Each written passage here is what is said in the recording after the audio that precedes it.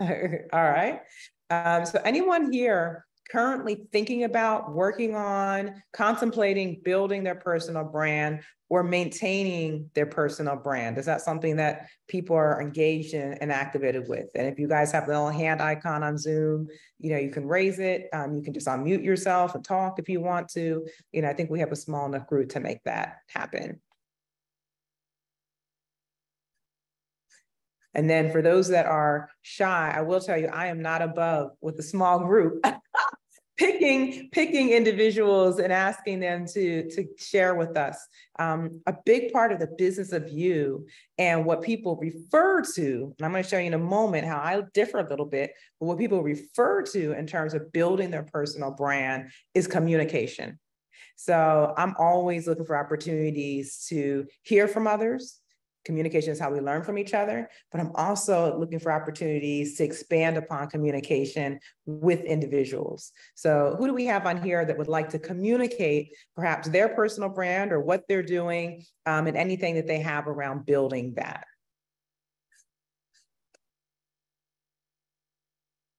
I think we got Kathy on here. We got Sarah on here. We have Cephas, who I have worked with before. Always great to see you as well. We got Jordan on here. And we got Michelle on here as well.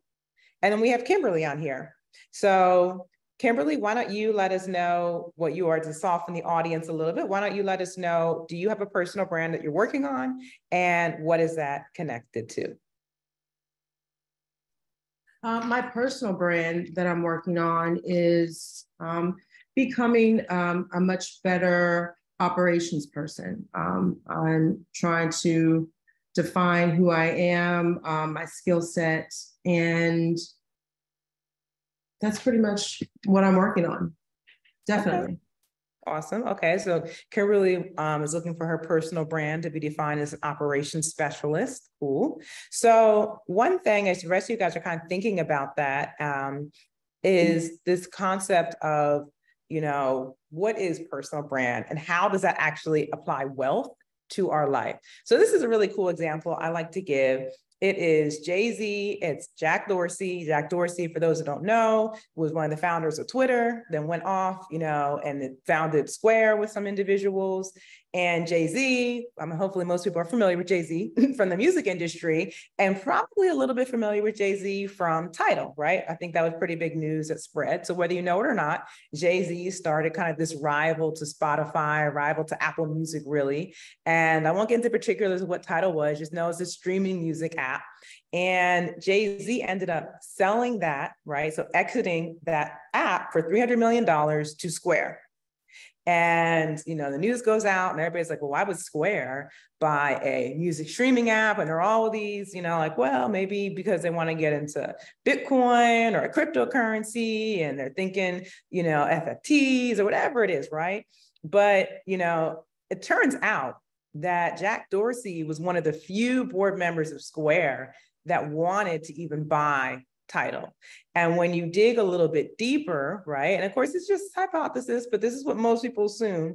And this is actually the way that most deals work, when you look behind the scenes, is that Jack Dorsey had a personal connection with Jay-Z and Beyonce. He hung out at their house. He hung out on boats with them. So there was a bit of social capital, a lot of social capital between Jay-Z and Beyonce and Jack Dorsey. And so even though everybody else, more or less on the board, was like, this is a terrible idea. We don't want to buy Tidal. We don't see any value in it. Jack Dorsey, right? Or let's say Jay-Z and Beyonce were very, friendly with Jack Dorsey. And because of that social capital, right, quote unquote, that personal brand of Jay-Z and Beyonce, they were able to sell this company to Square. Now, at the time they sell the company is in real bad trouble. Jay-Z's putting in upwards of $50 million of his own personal money into the company. They're getting sued left and right for all this, infringement on technology and this and that. So it was not in a good place at the time that they're selling. In fact, if they hadn't been bought by Square, they probably would not exist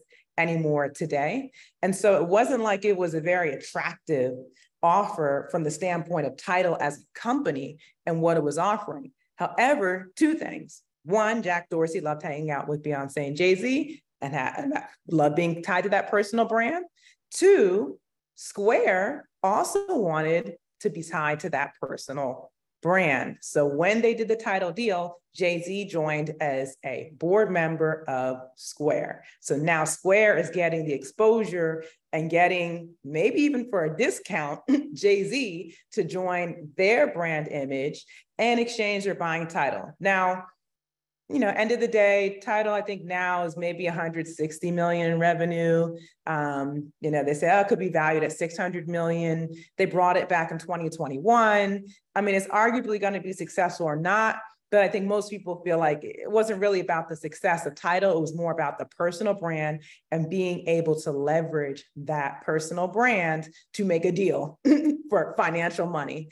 And so I think a lot of times when we're thinking about our personal brand, we're really thinking about, how do I make deals? Whether in corporate America, whether through my own startup entity, whether I'm even trying to make deals in my personal life, right? It could be something as simple as I'm trying to make sure my barista makes my coffee right. We're always leveraging and using our personal brand in micro negotiations as we move throughout the day. But one thing that I will say in terms of personal brand is that, I really find that you don't actually need to build your personal brand. So a lot of people are working on building their personal brand because, they think, well, that's how I can build social capital and I can advance. But you don't need to build your personal brand. You get a personal brand when you're born, okay? You develop into a personal brand as you go through experiences in life. You don't build a personal brand. Your personal brand is what it is. Beyonce and Jay-Z aren't building a personal brand. Beyonce, it was a very good entertainer, right? Very good singer. And she was born that way and she leveraged it, right? So she may have leveraged her personal brand, everything that she was given, that she was born with, developed it, allowed it to grow, through good times and through bad times, you get growth. But the concept of building a personal brand is not something that you actually should be considering or doing. And I'll tell you why. If you feel like, I kind of disagree with you, well, let's just look up the definition of brand. So this is the definition of brand as it relates to, right, products, companies, things like that. So a type of product manufactured by a particular company under a particular name. So if you think about yourself and you think about your personal brand, well, you were born into this world, all right? And you have a unique DNA, right? From a science background, you have unique retinas, everything. There's so many unique things about us. You have a unique experience. You have a unique vision, right? That you put out. You have a unique way of operating in the world, and you have a name, whatever people call that name to be. Okay. You may have several different names people call you. Okay. So all that's for free. We don't need to build anything. We didn't manufacture our bodies, right? We weren't built that way. We may have worked out, right, to get stronger. And we were given a name when we were born. Everybody had to be given a name. It's on your birth certificate, no matter what country you come from, you were given a name. People called you by something. Okay, cool. Let's get down to another one. It's a brand name. All right. What's your personal brand? You have a name already. Cool. Great. A particular identity or image regarded as an asset. Okay. Well, this one is really related to what are your personal assets? And your personal assets, right, can be developed and can be grown, but your personal identity to those, again, that's not something you build. That's something de facto of how you were created, and a particular type or kind of something. I am a particular type and kind of human being. You all are as well. So the danger in trying to build your personal brand is that you're trying to create, sometimes people end up fabricating something that's actually not very personal. So I saw a brand I wanted to be, and so now I'm going to put a lot of effort and energy, or the brand that I feel people will accept. And so I'm going to put a lot of effort and energy into building that brand, which isn't my personal brand. That's just a brand I want to adopt into. It requires a lot of effort and energy. Normally people get burnt out, right? So a lot of times people find themselves in positions and places in life where, like, man, this isn't what I signed up for. But along the way, you kind of adopted, identities and things that never fit you. They were never personal to you. So outside of getting worn out, right, from trying to develop this brand that's not very personal to you, but it's just something you're trying to use to attract what you think others would like, it becomes inauthentic. So why does Jack Dorsey hanging out with Beyonce and Jay-Z, you know, on a yacht, on their boat? It's not just because they're Beyonce and Jay-Z and they're famous, right? Their personal brand made them famous, right? They had to do just like you and I, right? They were born with the human body, right? With a personal brand, and they use that to become famous. But I think also the authenticity of what he felt he was getting and that relationship, that connection, you know, it's like, okay, wow. So being on your yacht, I feel like this is an authentic experience. This isn't going to the Super Bowl with you. This isn't being brought up onto the stage with you. You know, this is me in your home. You know, there's pictures of them in his back, you know, in their backyard and their pool, you know, so this authenticity that you cannot fabricate when you try to build a personal brand. So what can you do instead of trying to build a personal brand? Because we all hopefully now recognize we were born with a personal brand. The question is, how do I take account of my personal assets that I have, right? Just in my human form, right? From how I was born, how do I add to those assets? And then how do I leverage my personal brand? And so when you think of assets, typically we think mostly of financial capital. What moved that deal for Tidal was not financial capital. Tidal was not valued at 300 million. It was a failing company. It was in a lot of debt. Jay-Z was keeping it up with his own money. It had a lot of lawsuits. So there was no value in that. That was not the asset that Square wanted. It was not the financial asset per se, right? And if you look a few years later, it's still not the financial asset that Square, which is worth, you know, several billions of dollars, was looking to acquire, right? What's $300 million to, you know, Square? It's not a lot of money. That's not the asset they wanted. So financial capital is part of your capital, right? It's in that asset class, but it's not the only one. It's actually, in many cases, the least of your capital that is important. Then you got physical capital. Okay, physical capital are things, tangible things. Like I might have, you know, real estate that I've invested in. I might have physical capital in terms of, I don't own it, but maybe like I have access to office space. You know, I might have physical capital in terms of, you know, I'm an artist, I've created things with my hands. So physical capital is like tangible, you know, just as it says, physical capital, things that have value that I actually own that you can touch and feel, right? It's physical. Human capital is more related to skill sets, right? This is, again, another thing that you personally are born with. You can also develop, right? As you go through life, you know, skill sets, knowledge, intellectual capital, you know, goes under human capital. Your ability to work, your art, your craft. If I'm a great artist, that's my human capital. You can't take that away from me. You can't fabricate it. If I need to do something, right? If I'm Tidal again, and I need to create a software platform, well, I need human capital in terms of coders. I need people that are skilled in that area. So as you think about the types of asset and capital that you have right now in your life, what do I have that's human capital that I just have, right? And then cultural capital.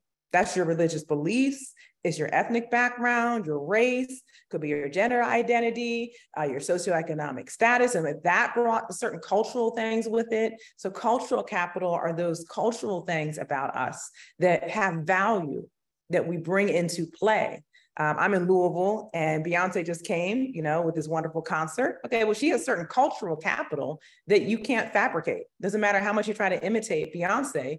She grew up in the South, right? She grew up in a very Southern family, right? So even as you listen to her music, you listen to the lyrics, she's obviously identifies as being a Black woman, clearly, strongly. She is one, and she also adopts that. She brings it in. So that's cultural capital. And all that goes to add to her value, right? The tangible value and wealth is coming from that personal assets inside of her. Structural capital. So we think of structural capital, that's systems, that's processes, that could be legal contracts, that could be ways, intellectual property that you create or you have if you're a business. It could be even if you're working for another corporation. Oh, I have, put together a presentation deck. This is my idea for how we're going to shift in this direction. That's structural capital. And then social capital, which to me is maybe the highest value you could possibly have. Because if you got social capital and you're very slim on almost all of these asset groups here, like these capital groups here, you could reach out to your social network and fill in the gaps. If for whatever reason you had no physical capital, you could reach out to somebody who has, if you have good, strong social capital, who has access to a building, who has access to a manufacturing facility because I need to make a product, who has access to, oh, I don't have physical capital, but I need to shift the company in this direction. So that's where mergers and acquisitions happen all the time, especially in the med device space. People looking for new innovations, they do acquire a startup. So, but that acquisition starts with social capital. Financial capital, same thing. You know, Jay-Z was pumping $50 million plus into Tidal. That's his financial capital, right? But he realized I can't do this forever. You know, I mean, even as rich as Jay-Z is, right? This is not something I can do forever. Most of his money is not liquid. And he's like, I got to do something about this. Okay, great. Good friend, Jack Dorsey. You know, who knows? Argue maybe he wooed Jack Dorsey to begin with. Who knows? But he knew the value of social capital. Hey, come on our yacht. Hey, come to our backyard to hang out with us. Hey, why don't you buy Tidal for $300 million out of nowhere? So social capital can fill in the gap even with financial capital. So it is one of the most important capital sources out there is social capital.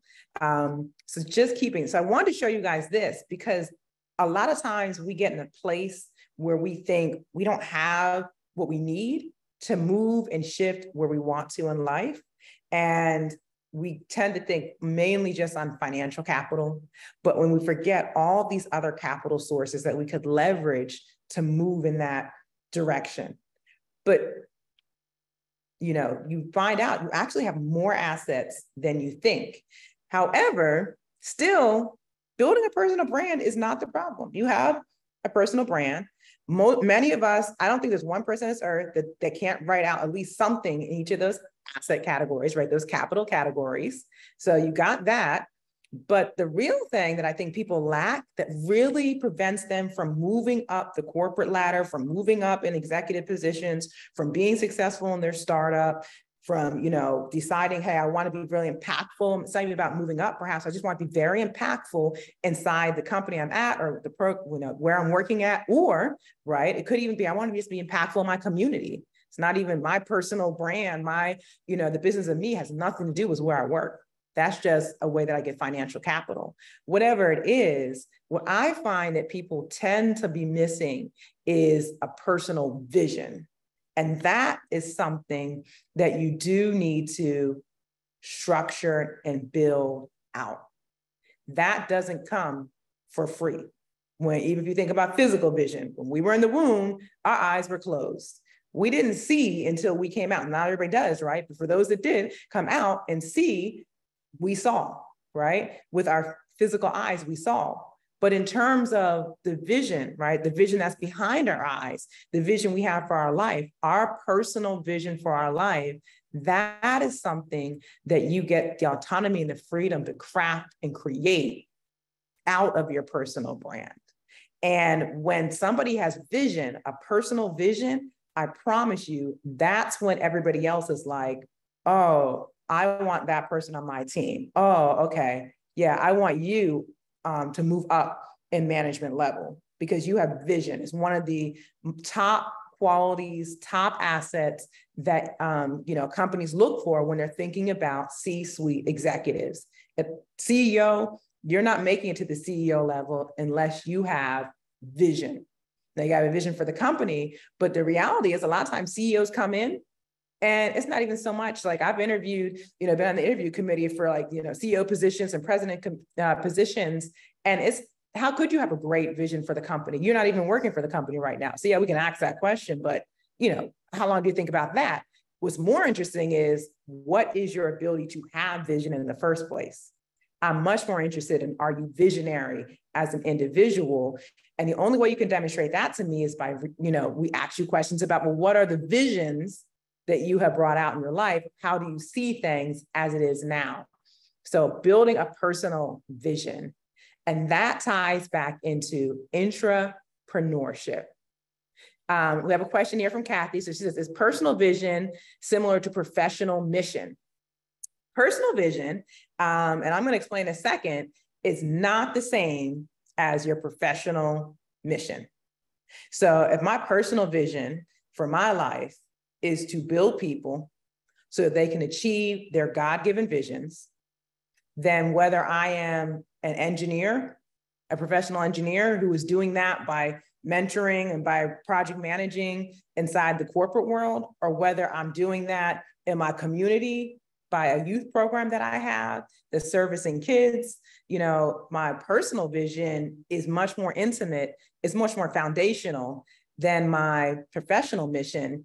And what actually end up having is your vision is how I want to see the world as a result of something I could do.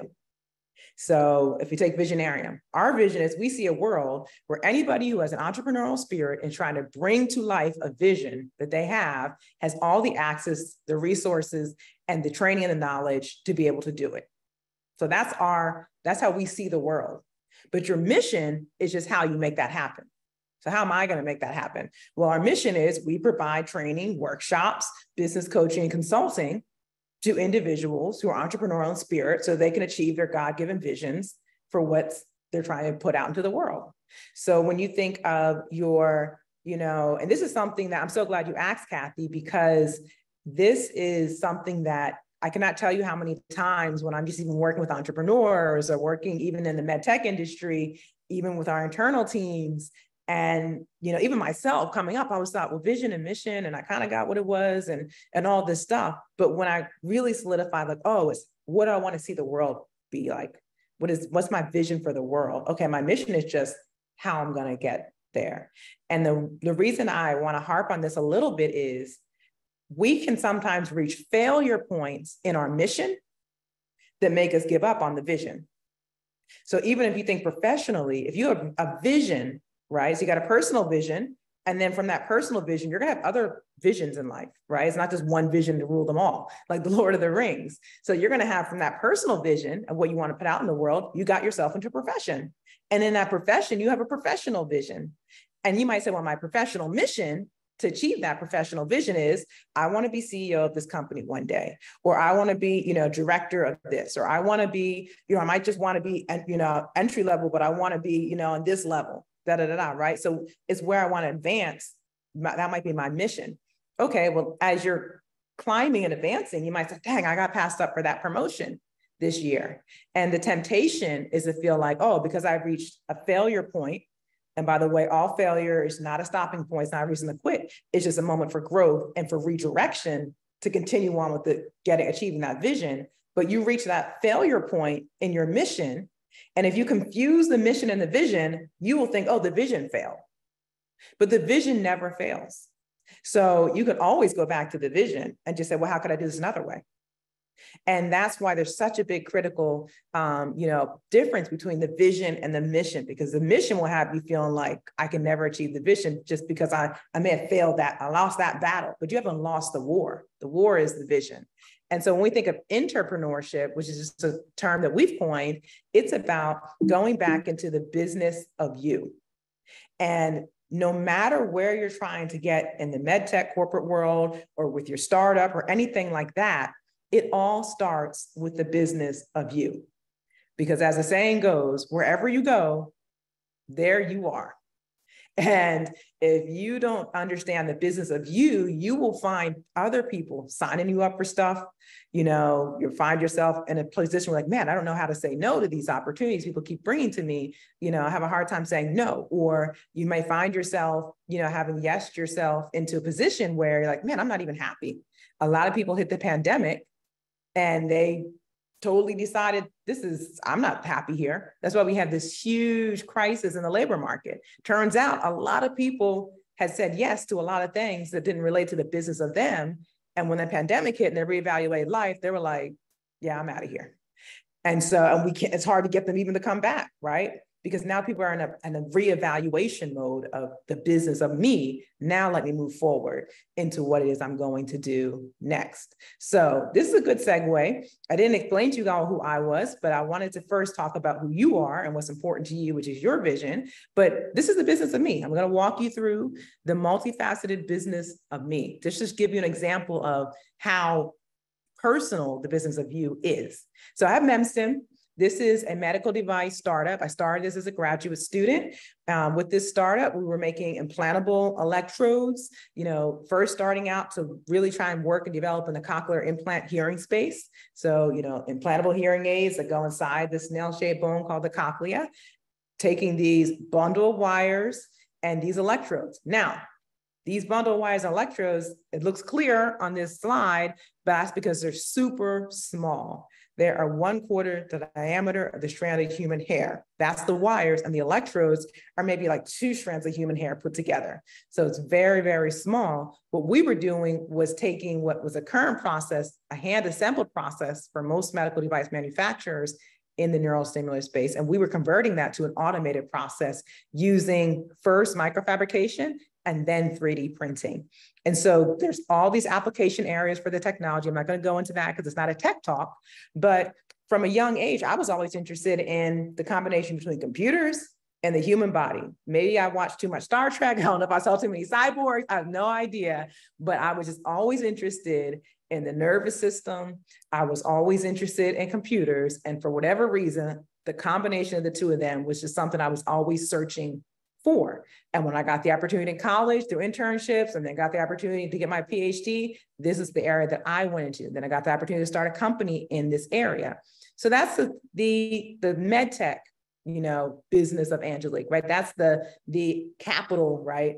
Me in terms of the MedTech space. Okay, well then the other part of me is I'm very unapologetic about innovation and also Black wealth. So if it's building Black wealth, and again, wealth being defined as service to others, not necessarily hardcore tangible money, although money is part of it, right? Because we have a huge wealth gap and that is money-based, right? But equipping people to, come over that wealth gap and changing systems to narrow that wealth gap is really about getting people the ability to serve others and taking away barriers that prevent them from doing that. So I'm unapologetic about that. So we did a whole Black Panther premiere.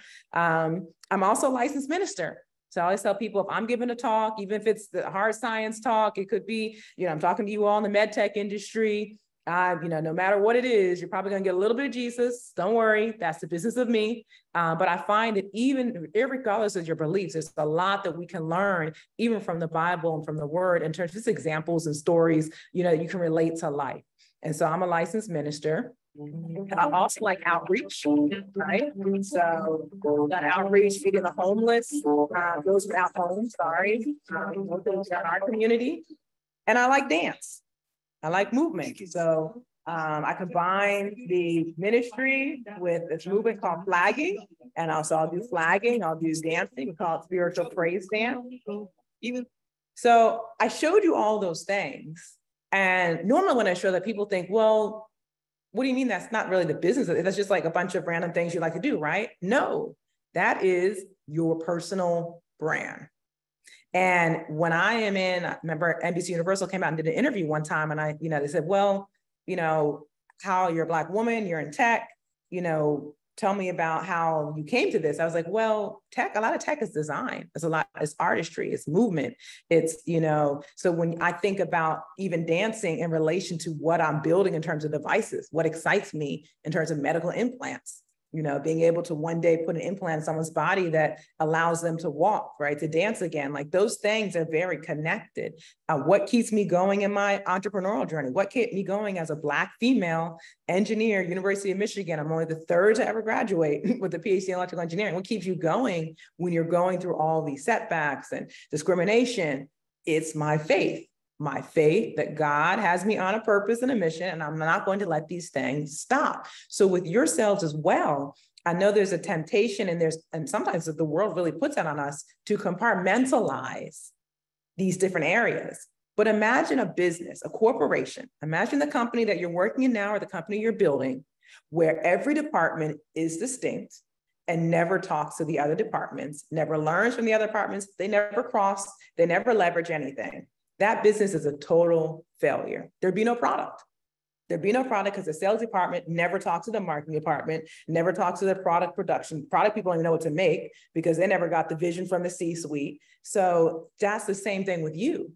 All of these things that you think are separate in the business of you, they're meant to be distinct. They're meant to be unique. right? Just like sales and marketing, all this stuff, but they're meant to communicate and orchestrate together for the ultimate product you're trying to put out into the world. So that's the business of you.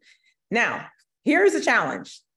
I'm trying to watch my time. Aria have to tell me if I'm running all the way over, but I think we'll get there. So here's my challenge to you. Here's a challenge we have, actually. Not my challenge, it's the world's challenge is put us under. When we think of the business of us and we think of our lives, probably for many people on this line, there was a whole portion of your life that dedicated to school.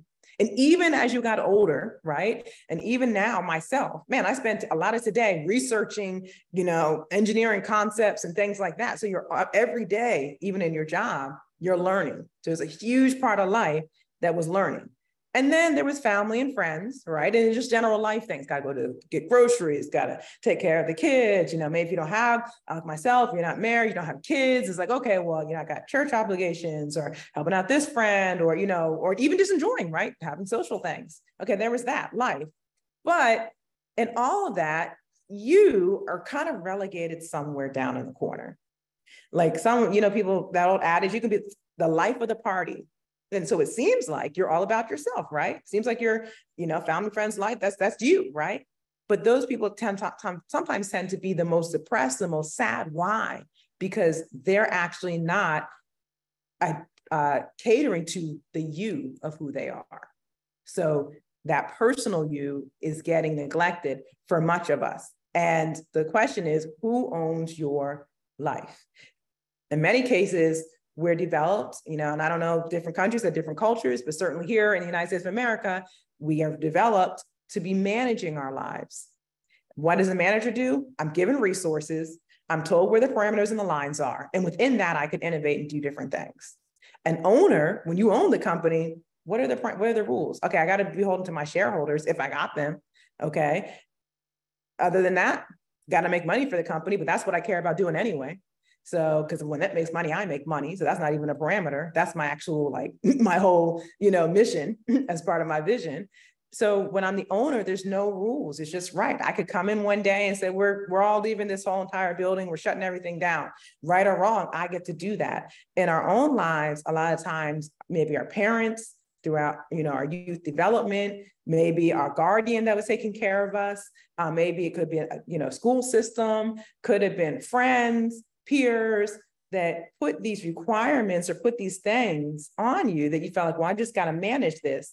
And at no point were we given the freedom to step back and say, no, wait, I actually own my life. And the reason this is so important, and I take the time to do these workshops, because people say, why, you're an engineer or you're an entrepreneur, why would you be talking about owning life? Is because I see so many, I've had employees that have come to my companies. I go out, if I'm teaching or mentoring, I'm talking to entrepreneurs. And I find out that the crux of a lot of, things that are not going right in their life is that they never step back to just say, what do I actually want to do? Like, what is my actual vision and mission for life? And does this align with it?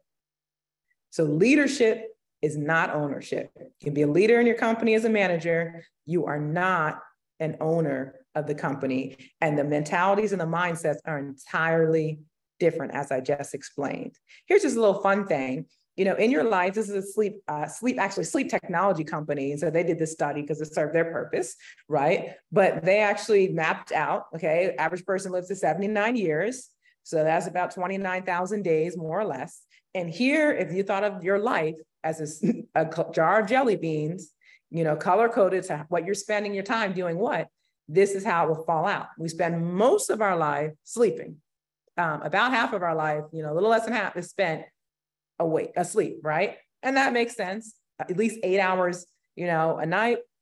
Okay, it's 24 hours in a day. So at least a third of it is that. But then you think about the naps and the this and the that. So you start adding it up. Like, oh, wow, I spent a lot of time in bed. And sometimes we get in bed for an hour or two before we can fall asleep. So I think they factor that in. Then work. That's the next big portion of our life. And then screen time. And probably this study is a few years old. So screen time, keeps going up and up. Eating. So these are all almost like core essential, human things we have to do, right? And in a way, seems like holidays, romance, socializing, rest is somewhere down here. And, looking at it this way, you can even see the drastic difference more. So the question is, do you get to own when you're owning your life, can you shake up this jar of jelly beans? I'm not saying I'm his biggest fan, but Elon Musk reportedly decided he doesn't need to sleep 8 hours a night. I don't want to sleep 3 or 4 hours a night.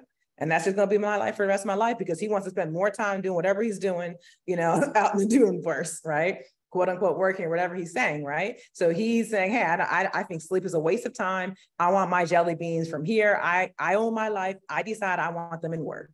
And you might decide, well, sleep is a waste of time. I might want to trunk it down, but I want mine in holidays. Or work, I want to work less. And I want to holiday more, or I want more romance. Hey, let's take more vacations as a couple. Let's take more family vacations. I want to do more socializing. So this is what the average person is doing. But when you own your life, you get to shake up this jar and you get to decide what you want to do. And the main questions you need to be asking yourself when you own your life, when I'm the owner, right, of a business. So I own 2 businesses. As the owner, I'm consumed with, well, what were we created to do? Who are our customers, right? And what's our product? So created to do is my vision. What's the vision? What were we created to do? Visionarian was created, right? So that no one would ever, that was entrepreneurial in spirit, would have anything blocking them, that have all the resources and the provision to achieve their God-given entrepreneurial visions. Okay, we were created for that. In order to give what? Well, in order to give research, knowledge, training. So that's our product. Okay, to whom? To those that are entrepreneurial in spirit. So everything we do is aligned to that. Okay, that's visionary as a company. Well, what was I created to do? And I'm going to ask for volunteers. So if anyone's able to think, right, about something, if they're on the line able to think about or wants to answer this, I'd love to hear a response. What were you created to do in terms of, hey, I was created to, for me, I was created to do what? I was created to build. Whether that's engineering, whether that's helping people build their visions and their dreams, whether that's encouraging people, whether that's motivating people. Okay, I wasn't created to build. That's the business of me. When I'm dancing, I'm creating choreography, I'm building what? In church, we're building the atmosphere. All right, so you're setting the atmosphere. Okay, we're building the atmosphere. That's what the whole flagging thing is about. Okay, in order to give what? Okay, so I was created to build. In order to give, to me, vision, access, ability, to whom? To those that are vision rich, to those that, I had to, yes, that's my company, align with my company, right? Why? Because the company came out of the business of me. Because when you own your life, the things that you do start aligning with your personal vision instead of being somehow separate from your personal vision. I don't know if anyone wants to. I think most people at work probably can't turn on their mic, but if anyone wants to put in the chat, their vision of you, what they were created to do in order to give what and to whom, they certainly can. And it's all about changing the world. That's what your vision is all about. It's changing the world. And then how do you get there? That's the mission, right? Those are your life goals. He who pursues righteousness and love finds life, prosperity, and honor. Oh, do we have Kathy? You want to give your... I'm happy to share. Yeah, I believe that I was created to think out of the box, to research and help develop myself and other high-performing individuals who aspire to be leaders, to partner with me and drive my personal mission, which is to really keep diversity at the forefront of clinical research and clinical trials and study execution. So I try to do that as much as I can every day. Awesome. I love it. See, you're good at this. Usually it takes super like, but I love that. That says like I'm owning my life. I have you asked about your professional mission, but it's clear that your professional mission aligns probably with your personal mission. And that's why I was asking, because is it okay that it intertwines, or should it be completely separate?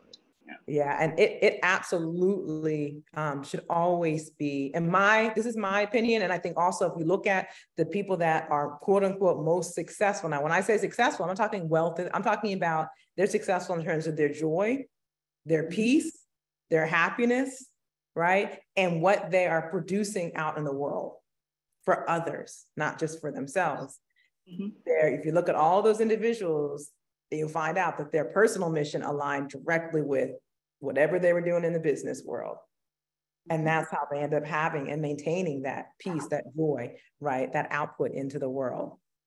So focusing on, righteousness and love allows you to find life, prosperity, and honor. What we tend to do as humans is we do the opposite. We focus on life. How do I live my best life? How do I make as much money as possible? And how do I get respect, the most respect in the world? And we move in that direction. And we hope that if I move in this direction, by de facto, I'll be able to live a righteous life and I'll have lots of love in my life. And we find that doesn't happen, right? A lot of times we're trying to live our best life, be as wealthy as possible, and demand the most respect.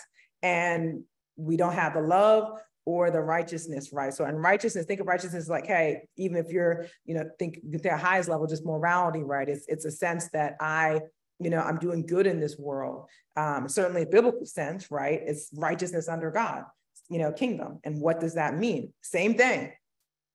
Living according to a righteousness that is doing right things in this world to help individuals here in this world, and also to build what God cares about, which is still loving individuals inside of this world. So no matter whether you believe it or not, that's why I use this as well. Should be the focus. You have ideas and you want to know how to get there. So I want to end with giving you guys a little takeaway tool that you can use. Now, this is my rehack of an entrepreneurial tool that we use for startups. It's a pretty popular tool. It's called the Business Model Canvas, and people use this all the time. This right here is kind of our own structure that we use when we're teaching people how to pitch for their company. Because same thing is for yourself. Who are you? What do you do, right? What product or service are you using to impact the world? That's your personal product or service. Who's helped by what you're doing? Why is it innovative? What makes your solution unique? Why is it needed? And I was just talking to a young lady and she says, well, I really want to help, entrepreneurs that are, not extroverts, might have individuals, Black families, do financial advising for them, right? Increase their wealth. And I said, well, what makes you unique in the space? We're talking about a business. And she's like, well, I'm an African-American woman doing this. And there's not a lot of us out there. And I said, well, okay, not a lot doesn't make you unique. And so let's go back. And she's like, well, I don't know, I guess. I mean, we could always use more. It's like, yeah, we could always use more. But I'm looking at a woman who, you're telling me you got a social work degree, a sociology degree and an accounting degree from Harvard. You're born and raised in Louisville, Kentucky. I'm sure you have a unique family experience. You came out, you did marketing and sales. So I'm like, man, you have so many personal assets that are unique to you, in addition to the fact that you were born unique. So when you are creating, there should automatically be innovation. And sometimes we let go of that innovation, we forsake it, we don't even consider it, because we haven't first identified and agreed with the fact, and it is fact, that I am uniquely created. So therefore, what I'm putting out into the world, if I'm not here to put it out in the world, it will not happen. So then if you think like that, then you start realizing, oh, wow, what's my unique personal vision and personal mission as a result of that, right? How impactful is it going to be? And what do I need to make it happen? So this is a purpose plan. And with this purpose plan, you guys can go back and watch the recording later, map it out. But it's kind of our take on the business model canvas, but steered more towards your purpose plan. What's your personal vision? Who do you help? How does it help them? What's provided? What's the product or service? How do you reach them? We even have things on here like, how will you fund this? Even in your personal vision and your personal mission, the world moves on money. So even when people think about, well, I want to help those without homes. Okay, great. But I was going to go out and give them sandwiches. Okay, great. Had you thought about how to make that sustainable? What happens when you run out of money to make sandwiches? I hadn't thought about that. Okay, well, how you can serve more people is if you think about, well, dang, how could I create a revenue stream from this? Okay, that's interesting. Like, how could I do that? Could go donor route, could go grant route, but how do I become sustainable? That's what that question is. So you always have a revenue stream and multiple revenue streams in many cases. You might say, I'm going to do this. I'm going to work this job 9 to 5. And it's going to be my revenue stream for me to give sandwiches to those without homes, which is my personal mission, because my personal vision is to see that nobody goes hungry in this world. We're a world where no one's ever hungry or lacks food that they need. Cool, great. You have figured out a way to fund your vision and to fund your mission. But you always have to have a revenue stream, and it always costs something. And it always needs to be a distribution channel. Where are you going to put this out into the world? Am I going to go under the bridge? Am I going to go, if I'm thinking a MedTech company, I'm thinking diversity. Okay, am I going to go and put this out in terms of a corporate policies and procedures? Is this something that we're going to put out in terms of the design of product features that's going to actually make us more inclusive? Is it something I'm going to put into the HR, recruiting, retention, and promotion policy for that? No matter what, it has to have a distribution channel for it to get out into the world. So I'll end here, but I hope that you all, really take this into consideration and just use something you can use, like I said, and it's quick. Usually when I do this activity, I only give people 10 minutes to fill it out the first time. And so hope you all have enjoyed the business of you and continue to be vision rich in all that you do. Ooh, all right, Ariana. Well, thank you so much, Dr. Johnson, for that presentation. And thank you everyone for joining and for your engagement. A follow-up email will be sent with the link to the recording so you can rewatch all of the helpful information that Dr. Johnson provided. And I'll go ahead and send out just more information on MedTech Color events. We have a few exciting things coming up, and we're grateful for all of your support. And thank you so much for joining. Have a great day, everyone. Thank you.